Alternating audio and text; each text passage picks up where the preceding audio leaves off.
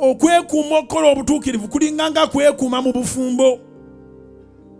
Omukazi okubanga ayagala gwe wekka tekitegeeza tewaliyo bamusikasika. Kati ayagala gwe wekka naye ate ateekwa okubanga n'ebyetaago bye era ajja bitunuliza gwe. Abasajja ke mbabuulirireko abooluganda, mulekerawo okwagala obwesigwa bw'abakazi nga temusobola balabirira.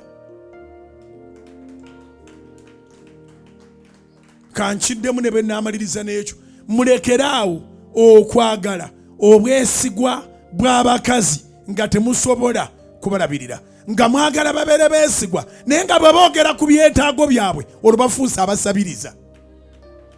Waliyo abantu abaagala obbawa ebintu ddala naye naaga nti nze ndi committed ku mwami wange. Nga bakubuulidde abakazi bye bayitamu osobola n'okukyawa ensi eno yonna, kubanga era owe Kenya tagenda kukwana mukazi wo, mukwano gwo yagenda okukwana mukazi wo. Omuntu akumanyi, omuntu amanyi famire yakwana mukazi wo. Kati abakazi abo mbakubireko mu ngalo, bazira nnyo. Nti ababakwana bonna abakazi abo babasirikira, kubanga ate ono amukwana atamina bizinesi ze mukola naye. Mukazi n'abalamu n'aga nti okutta bizinesi za bba wange, kasita amaanyi gali wange, nze sijja kukkiriza oli byakola ki byaŋŋamba.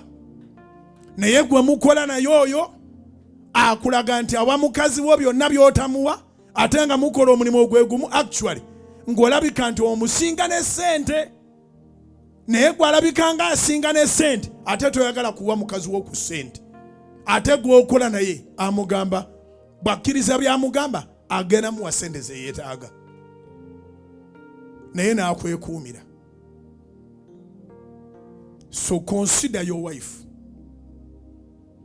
Kaakati n'ekkanisa efaanaanyizibwa mugole Kristo nga yeekawasa. Oyagala ebintu bya Katonda aga nti atambulira mu kkubo lya butuukirivu. Kati omwami wo yayinza obutamanya butuukirivu bwo. Oyinza n'okuba nga boogaana bonna ate yakubuusabuusa lowooza obaagala, naye ye Katonda tebamulimba. Bw'oba tokyamye mu Katonda akutegeera.